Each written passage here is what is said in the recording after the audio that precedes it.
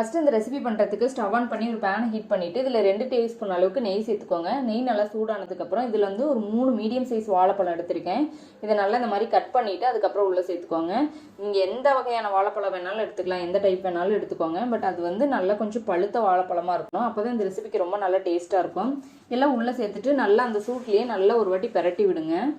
நல்லா ஒரு வாட்டி கலந்து விட்டதுக்கப்புறம் இதில் ஒரு 1/2 டீஸ்பூன் அளவுக்கு மஞ்சள் தூள் சேர்த்துக்கோங்க. சேர்த்துட்டு இப்போ நல்லா அந்த சூட்லேயே நம்ம பரட்டி விட்டோம்னா அந்த வாழைப்பழம் அந்த நெய் சூட்டுக்கே வந்து நல்லா ஒரு மாதிரி கிளஞ்சி வந்துடும். அதுக்கப்புறம் நம்ம நல்லா மசிச்சு அதை நல்லா ஒன்று சேர வர அளவுக்கு நம்ம வந்து அதை மசிச்சு எடுத்துக்கலாம். இப்போ இந்த அளவுக்கு நல்லா விட்டாச்சு. இப்போ ஒரு செகண்ட் விட்டிங்கன்னா நல்லா மசிஞ்சு வந்துடும், நல்லா ஒரு மாதிரி வெந்து வந்துடும். இப்போ கலந்து விட்டு நீங்கள் மசிச்சு விட்டிங்கன்னா ரொம்ப ஈஸியாக மசிஞ்சிடும். இதெல்லாம் நல்லா ஒன்று மாதிரி பேஸ்ட் மாதிரி நல்லா அமுத்தி விட்டுட்டு இந்த மாதிரி ஒன்று சேர வரணும் நல்லா சுருங்கி. இப்போ அந்த அளவுக்கு நல்லா மசிஞ்சு வந்துருச்சு. இப்போ இதில் இதுக்கு சக்கரை சேர்த்துக்கலாம். நான் வந்து நல்ல வாழைப்பழத்திலேயே நல்ல இனிப்பு இருக்கும். இதில் நான் 2 டேபிள் ஸ்பூன் அளவுக்கு வந்து நான் சக்கரை சேர்த்துக்கிறேன். நீங்கள் வந்து உங்களோட இனிப்புக்கு தகுந்த மாதிரி பார்த்துட்டு சேர்த்துக்கோங்க.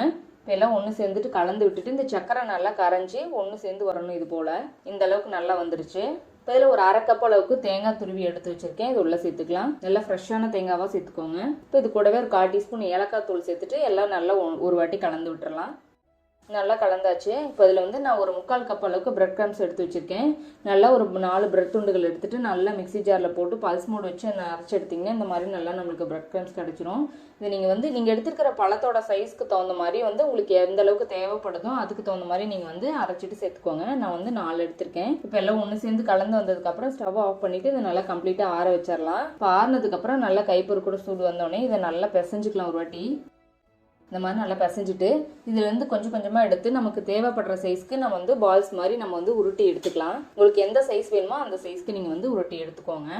நான் இந்த மாதிரி உருட்டிருக்கேன். இப்போ எல்லாத்தையும் இதே மாதிரியே நம்ம வந்து உருண்டை பிடிச்சி எடுத்து வச்சிடலாம். இப்போ வந்து நம்ம பால்ஸ் எல்லாம் ரெடியாக இருக்குது. இப்போ நம்ம வந்து பனியாரக்கல்லை வச்சு நல்லா சூடு பண்ணிவிட்டு எல்லா குழியிலையும் கொஞ்சம் நான் நெய் சேர்த்துக்கிறேன். நெய் நல்லா கொஞ்சம் சூடானதுக்கப்புறம் நம்ம உருட்டி வச்சுருக்கிற எல்லா பால்ஸையும் எல்லா குழியிலாம் சேர்த்துட்டு இது ரொம்ப நேரம் வேகணும் அப்படின்னு கிடையாது. ஜஸ்ட் ஒரு வாட்டி எல்லா பக்கமும் நல்லா திருப்பி போட்டு நல்லா மேலே இருக்க லேயர் மட்டும் லைட்டாக வந்து நம்மளுக்கு வெந்து வந்தால் போதும். இந்த மாதிரி பரட்டி விட்டு எல்லா பக்கமும் ஈவனாக கோட்டானதுக்கப்புறம் நம்ம எடுத்துடலாம். அவ்வளோதான். ஒரு 2 நிமிஷத்துலேயே சட்டுன்னு செஞ்சிடலாம்.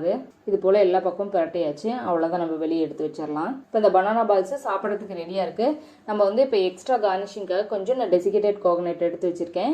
இது வந்து நமக்கு விருப்பப்பட்டால் செஞ்சுக்கலாம், இல்லைன்னா நம்ம வந்து அப்படியே நம்ம சர்வ் பண்ணிக்கலாம். இப்போ அது மேலே ஒரு வாட்டி நல்லா பரட்டிட்டு எடுத்து வச்சா பார்க்கறதுக்கு இன்னுமே நல்லா சூப்பராக இருக்கும். இது போல் எடுத்து வச்சுருக்கேன். அவ்வளோதாங்க, நம்ம சூப்பரான பனானா பால்ஸ் ரெடி ஆயிடுச்சு. ரொம்பவுமே சூப்பராக இருக்கும். ரொம்ப ஈஸியாக செஞ்சிடலாம்.